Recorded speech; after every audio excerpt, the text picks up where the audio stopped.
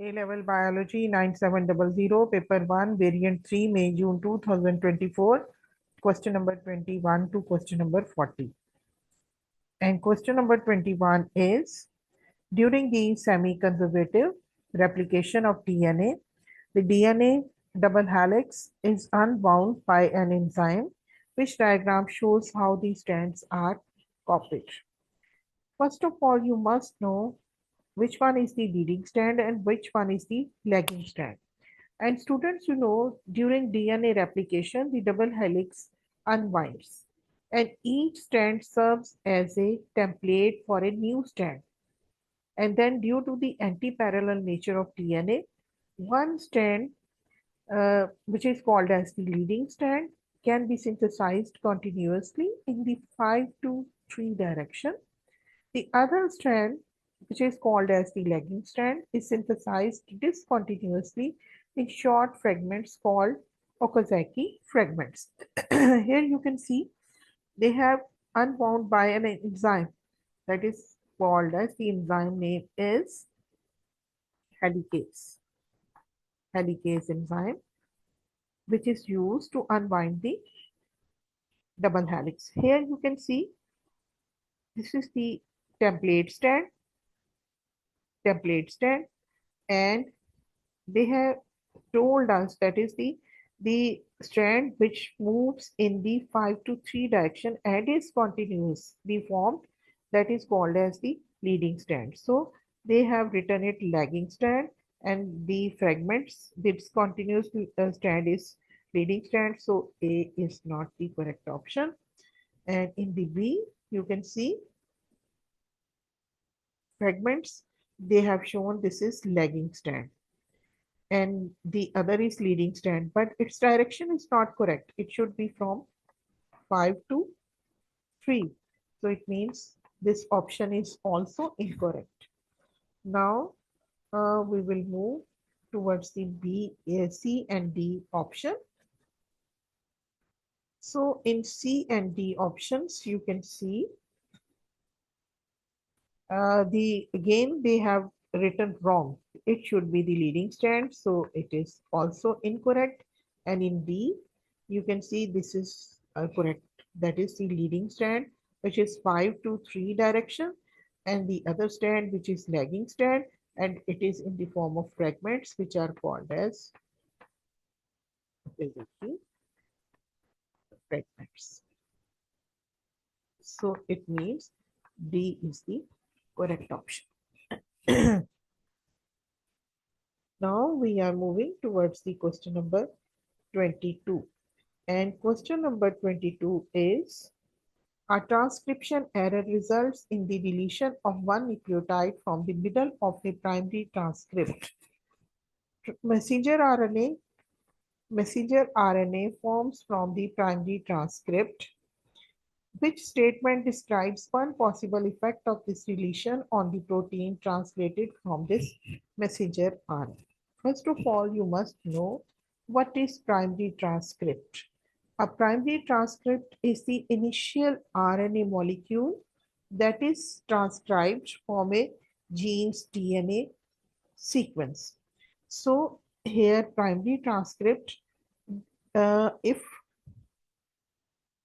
one nucleotide is deleted, so this is a type of mutation. This is a type of mutation which is called as frame shift mutation. Frame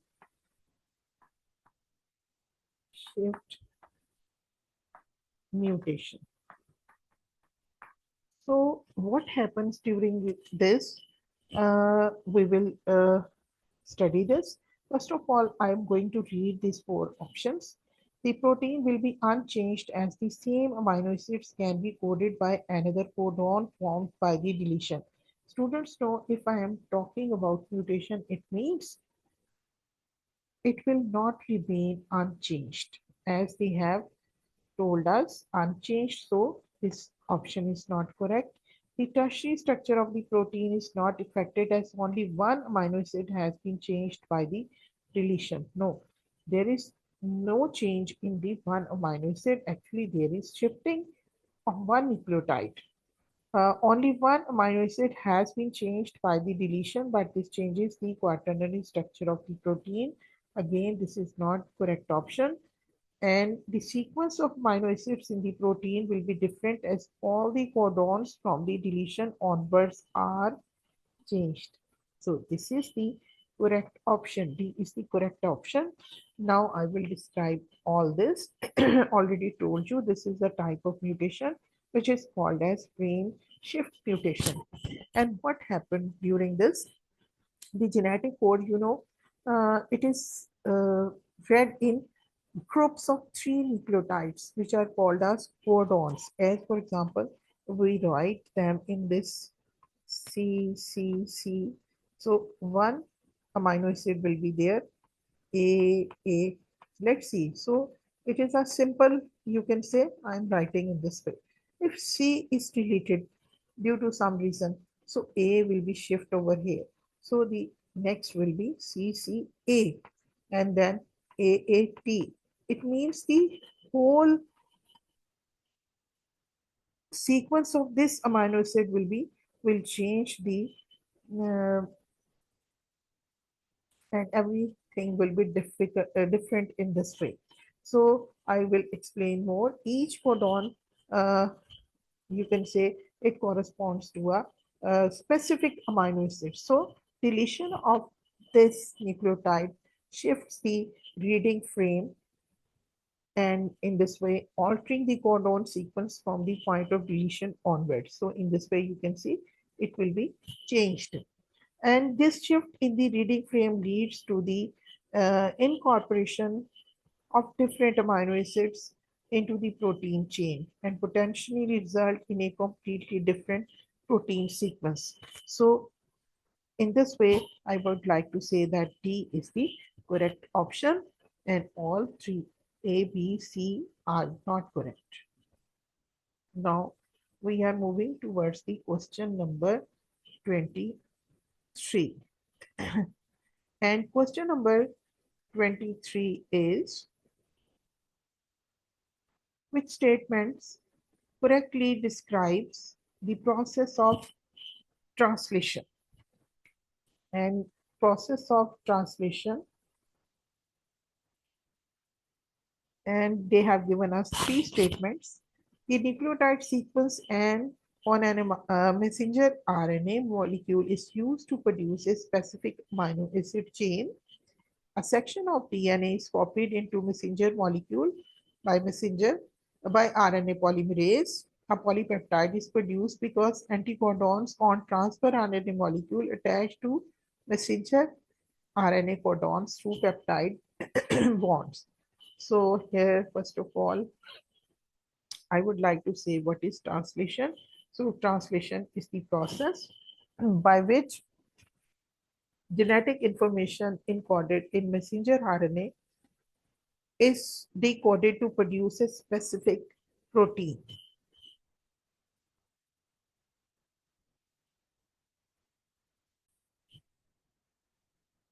And according to this definition, I would like to say the first statement, the nucleotide sequence on an messenger RNA molecule is used to produce a specific amino acid chain is that correct? And then a chain, a section of DNA is specified, is copied into a messenger RNA molecule by RNA polymerase. Is not. The polypeptide is produced because anticodons on transfer RNA molecules dash to messenger RNA codons through peptide bonds. There is no formation of peptide bonds. Hydrogen bonds are formed. So here I would like to say the only statement one is correct. So according to this option, C is the correct option. Question number 24, a molecule of messenger RNA was used in translation.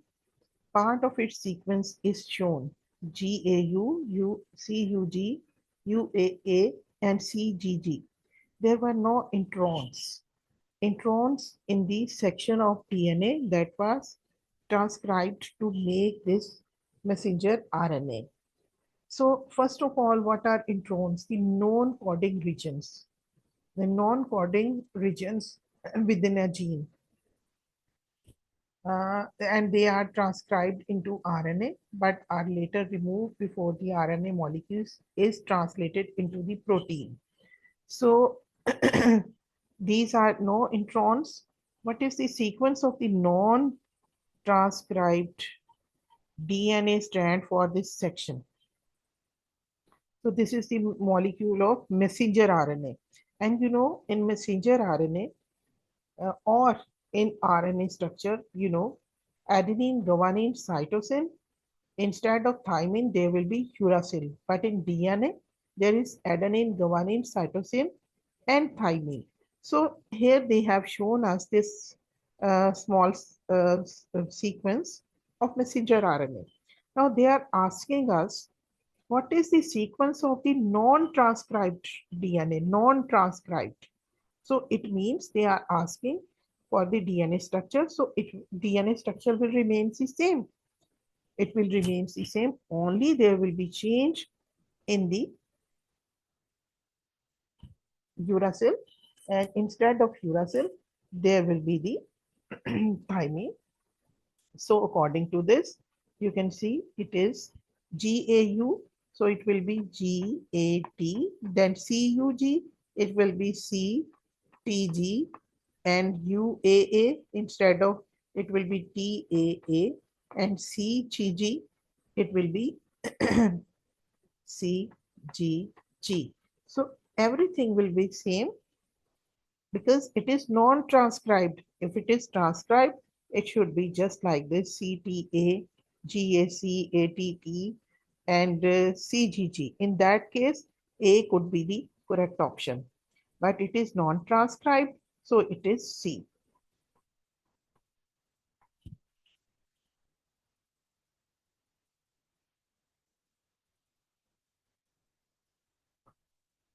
Question number 25. And question number 25 is, which properties of water are dependent on hydrogen bonding between water molecules? So here I would like to say that they have given us the cohesion. And cohesion, uh, the molecules collide with one another. And during this collision, the hydrogen bonds create strong cohesive forces between water molecules. So cohesion should be there, and high latent heat of vaporization. And what is latent heat of vaporization? Actually, heat of vaporization is used um, actually to evaporate water molecules. So in this way, uh, it helps. So it helps the hydrogen bondings. It overcomes the hydrogen bonds, requiring a substantial amount of energy. So this property helps in cooling mechanism. So solvent action, which will dissolve, and it is not involved in this because solvent action means something is dissolved into it. And high specific heat capacity. So again, it will help. Hydrogen bonds, require significant heat to break. So this means that water can absorb or release large amount of heat within minimal temperature change. So it is also the um, mm, be correct over there. So according to this, A is not correct, C and D are not correct option. Only B is the correct option. Which substances in xylem tissues are impermeable to water and prevent the collapse of the vessel? And the lignin is impermeable. So lignin impermeable, so only C and D can be the correct. A and B are not correct options. Cellulose only, but in the formation of xylem walls, uh, the cellulose and lignin both are present. Lignin supported, cellulose also supported. So in this way, both of they collectively make it flexible and hardy, due to which it is prevented by collapsing. So impermeability is produced by the lignin, and it and the preventing from collapsing. Both cellulose and lignin are involved. So according to this, the correct option is D.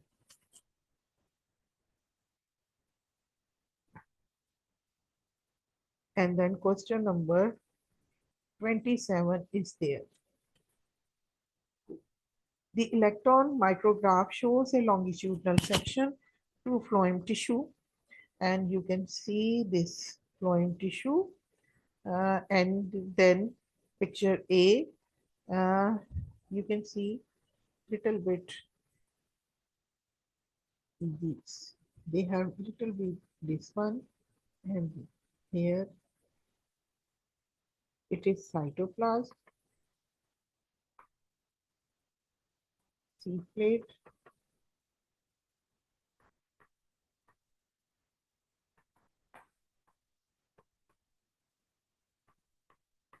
perineum cell.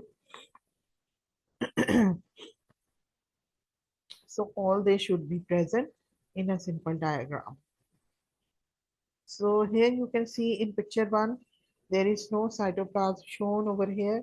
So A is not correct option, in which B, they have shown the mitochondria. They have shown the cytoplasm, not labeled, but mitochondria are not present. So B is not correct option. In C, you can see that uh, a cytoplasm has been shown, cell wall is there, and seed plate is there. So C is the correct option, because in this case, they have not only shown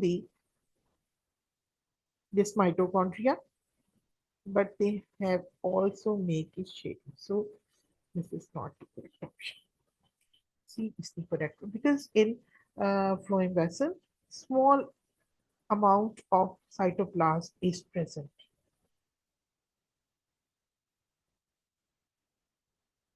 Now, question number 28. And question number 28, carrier proteins in the cell surface membrane of companion cells are involved in the transfer of assimilates to phloem sieve tubes. And the diagram represents the use of two types of carrier proteins in the process. And they have shown the pump, which is called as proton pumps. And co-transporter, in case of if the only there is the co-transporter is the sucrose, not glucose. So what happens during this, the proton pump, uh, hydrogen ions out of the companion cells, and you can see there are lots of hydrogen out of this membrane. So what will happen? It will create an electrochemical gradient. This gradient provides the energy for the secondary active transport of sucrose. You can see hydrogen ions or protons are out of the cell membrane or the cell with the help of this proton pump. And then what will happen as a result of this? The energy which is produced, then by using this energy, the sucrose proton transporter, or you can say the co-transporter, uses the energy stored in the proton gradient to transport sucrose into the companion cell against its concentration gradient. So in this way, the active transport will take place, and this sucrose will move from its lower concentration towards the higher concentration, and by using that energy which is produced by these hydrogen pump, or you can say the proton pump. So according to this information, I would like to say A is the correct option, because X is the hydrogen ions and it is the sucrose. So Y is the sucrose, and B, C, and D options are not correct options.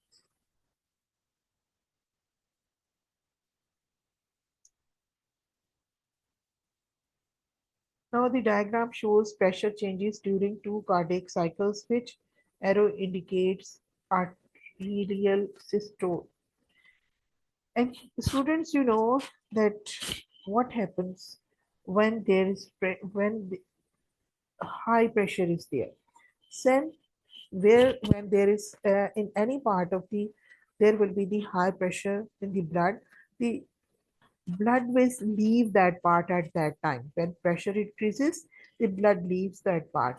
So during arterial systole, uh, actually the contraction phase of the atria is it.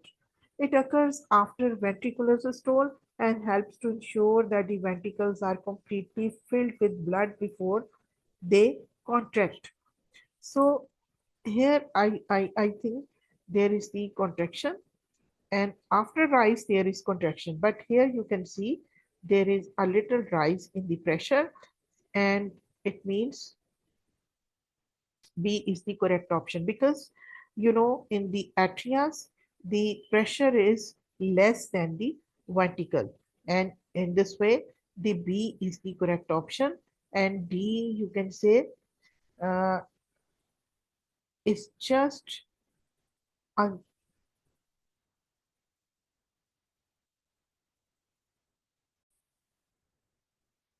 So this solid line represents the pressure in the left ventricle. So here you can see I have told you that B is the correct option. And what is happening over there?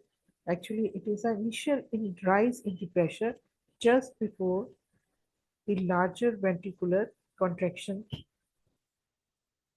before this.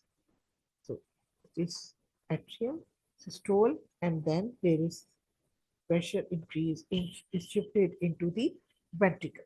So B is the correct option. Now we are moving towards the question number 30. An irregular heartbeat may be the result of ineffective electrical stimulation of the atria, which area of the heart could be damaged, causing this irregular heartbeat. So ineffective electrical stimulation of the atria. Irregular result of ineffective electrical stimulation of the atria, which area of the heart? Atrioventricular node, septum, Purkinje tissue, or sinoatrial nodes. So, according to my knowledge, the answer is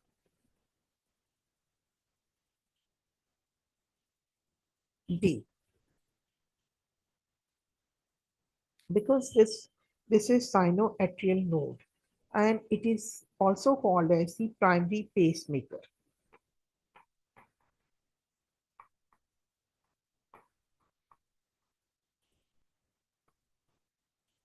Primary pacemaker of the heart, and it is responsible for initiating and regulating the heart's electrical activity.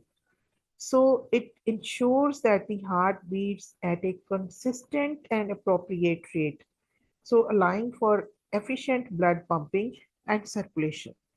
So in this way, the A, B, and C are not the correct options. Only D is the correct option. Now, question number 31. And question number 31 is the diagram shows the effect of three different concentrations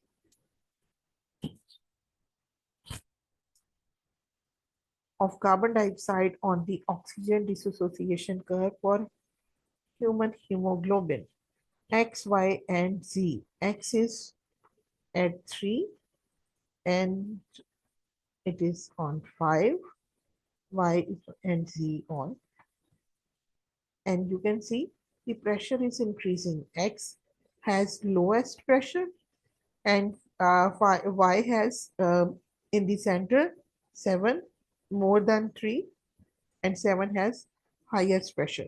So which effect does increasing carbon dioxide concentration have an on hemoglobin? You know, oxygen combines with the hemoglobin to form oxyhemoglobin. So here you can see in these curves, as the pressure of the carbon dioxide is increasing, the percentage saturation of hemoglobin is decreasing. You can see the curve shows that the lowest percentage saturation of hemoglobin with oxygen is when there is highest partial pressure of carbon dioxide, and it is oxygen is highest when there is lowest partial pressure of carbon dioxide. It means as carbon dioxide partial pressure is increasing, there is decrease in the percentage saturation of hemoglobin with oxygen. So according to this information, which effect does increasing carbon dioxide concentration have on hemoglobin? It makes hemoglobin less efficient at taking up oxygen and less efficient at releasing oxygen. Definitely, it will be less efficient at taking up oxygen. If it is less efficient in taking oxygen, then it will be able to get the carbon dioxide. But the second part, less efficient to releasing oxygen. So according to this, this is not a correct option. It makes hemoglobin less efficient at taking up oxygen and more efficient at releasing oxygen. Yes, because carbon dioxide concentration is increasing. When carbon dioxide concentration is increasing, at that time, oxygen will not combine with hemoglobin, and there should and at that time it will be less efficient to take oxygen and it will be more efficient at releasing oxygen. Already binded oxygen will be released and to bind the carbon dioxide. So according to this, B is the correct option. And C, it makes hemoglobin more efficient at taking up oxygen. No, it will not take oxygen at that time when there is, because its affinity with oxygen is decreasing at that time. So it will not bind with the oxygen. It takes hemoglobin more efficient at taking up oxygen. Again, it will not take oxygen. Instead of oxygen, it will try to take the carbon dioxide because carbon dioxide in its high concentration and it is necessary to take it out of the body. It should be exhaled out of the body. So B is the correct option. Now, next question is, which reaction will be taking place in blood in a capillary that is next to an alveolus? Next to an alveolus.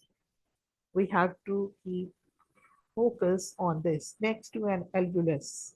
It means at that time, oxygen is in higher concentration. So that oxygen has to be moved from its higher concentration towards the lower concentration. So it will bind with the hemoglobin to form oxyhemoglobin. So A is the correct statement. Again, 2 and 3, they are not correct because at this time only moment or which will take place is only the binding of the oxygen with the hemoglobin to transport it towards the other parts. So only B is the correct option.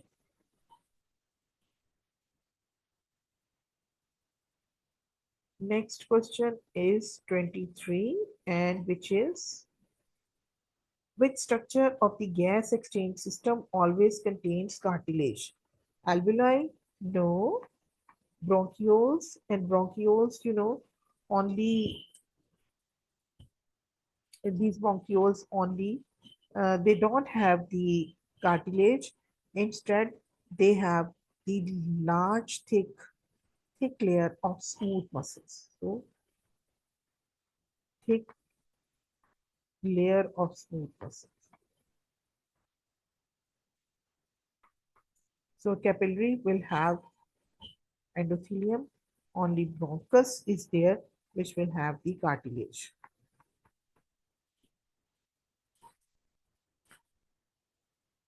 So D is the correct option. Question number 34. Exchange of carbon dioxide and oxygen occurs between air in the alveoli and blood in the capillaries of the lung. Which partial pressures of the gases will allow gaseous exchange to occur? So carbon dioxide in the alveolar layer and carbon dioxide in the blood. If carbon dioxide in when exchange takes place, you can see in this way. This is an alveolus, and around the alveolus there is the blood capillary. So this blood capillary has highest concentration of carbon dioxide, high concentration of carbon dioxide. And this alveolus in which the air is coming from out, the highest concentration of oxygen. So gases will diffuse in the direction where they are in lower concentration. So oxygen will move in this direction where it is in lower concentration, and carbon dioxide is in this high concentration. So it will move in the direction in the lowest concentration. So here I would like to say that carbon dioxide in concentration, it will be high in the blood. So A and B can be the correct option. C and D, where they have shown the alveolar air, there will be low carbon dioxide concentration. So from this to they have to move in this direction, and oxygen in the alveoli is in higher concentration, so it will move towards in this direction. So according to this, um, carbon dioxide in blood will be in high, so it should be in low. In oxygen should be high, and it should be low in the blood. So it will move in this direction. So it will move in this direction. So according to this, B is the correct option. A, C, and D are not correct. Only B is the correct option.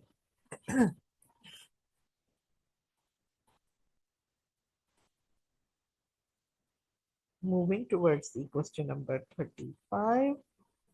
And question number 35, the plane diagram shows a cross section of the trachea, which labeled tissue prevents the trachea from collapsing. B, A, B, C, and D. Here you can see the C-shaped cartilage. In trachea, the C-shaped cartilage is there, which will prevent from collapsing. And when the pressure will increase, it will open up. It will provide more space for that pressure and oxygen. So in this way, it will not collapse. So A is the correct option because it is C-shaped. So it will open up. Now question number 36. Which layer of cells does an oxygen molecule diffuse through when moving from an alveolus into an alveolar capillary?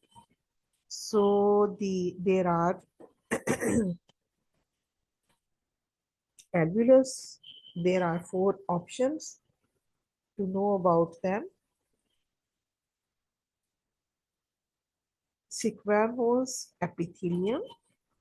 Uh, it consists of flat scale-like cells, and whereas the endothelium, it lies the, and you can say the internal, you can say the surface of the blood lining. So endothelium is always present in the blood vessels.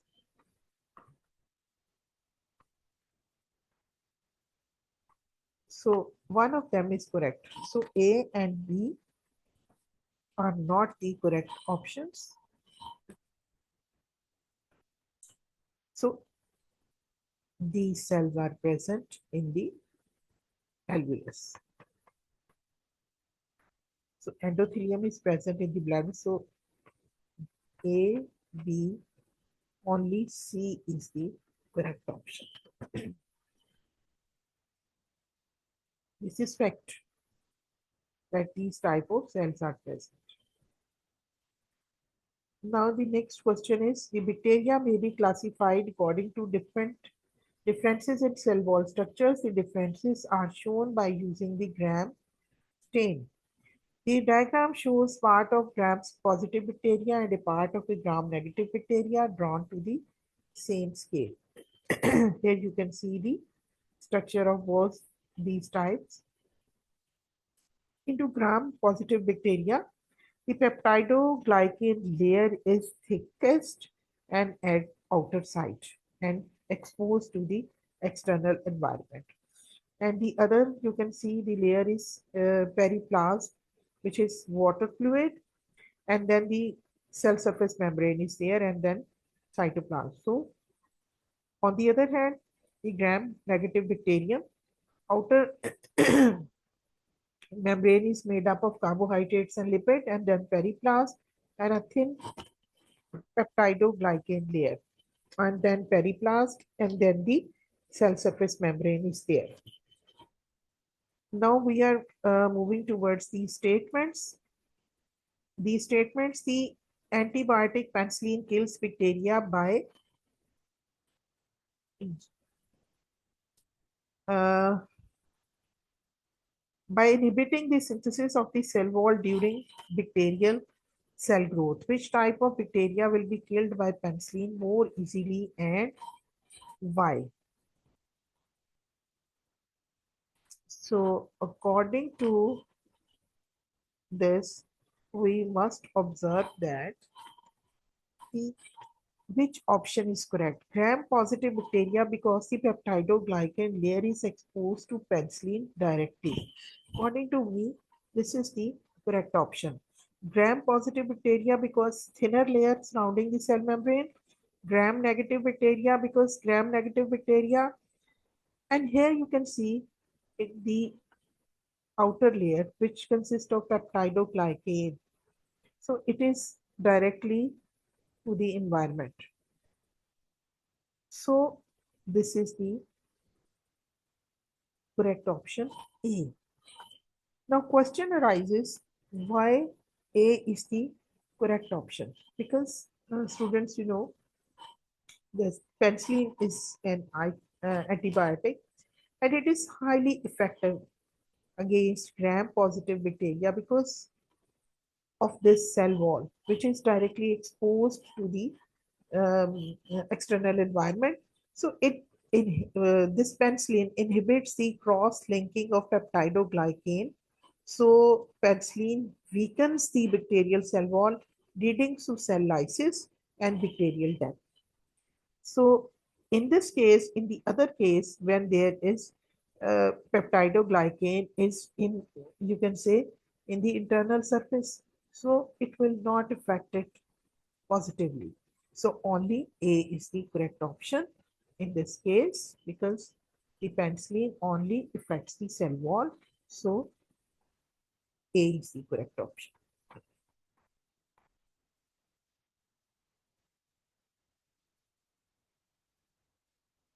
Question number 38, and question number 38 is, which facts relate to the disease tuberculosis or its pathogens?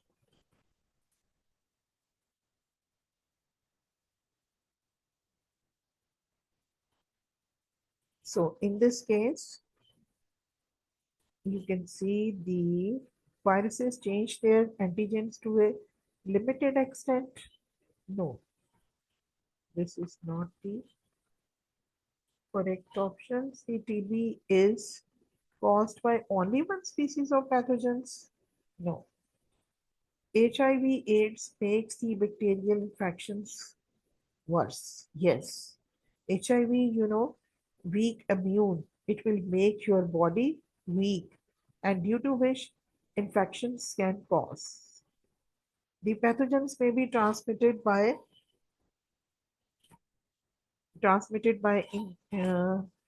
ingestion. Yes. The pathogens may be transmitted from animals. Yes, it happens by different animals as cow, milk, or cattle. Multi-drug resistance occurs. Yes, it can happen. So according to this, I think D is the correct option. 3, 4, 5, and 6.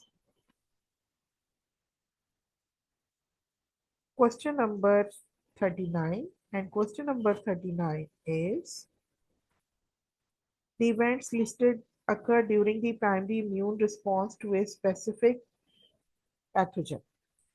So what happens during primary immune response? First of all, there is the phagocytosis of invading pathogens by macrophages. So it will be one.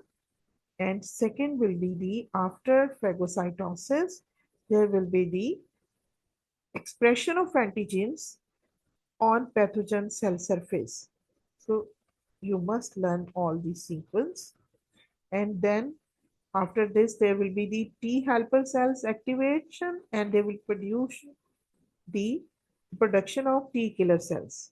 So it will be at 3. And then after this, there will be the activation of beta lymphocytes to produce plasma cells and memory cells. So it will be 4. And production and release of it will be 5. So it will start from 2, 4, 3, 1, and 5. So it is the, so only this is the correct sequence.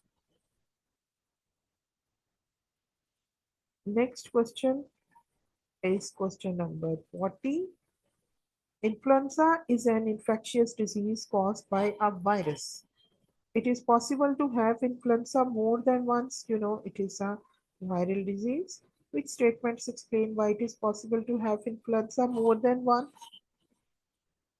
The viral antigens change as a result of mutation. And it happens that due to mutations, the viral antigens are changed.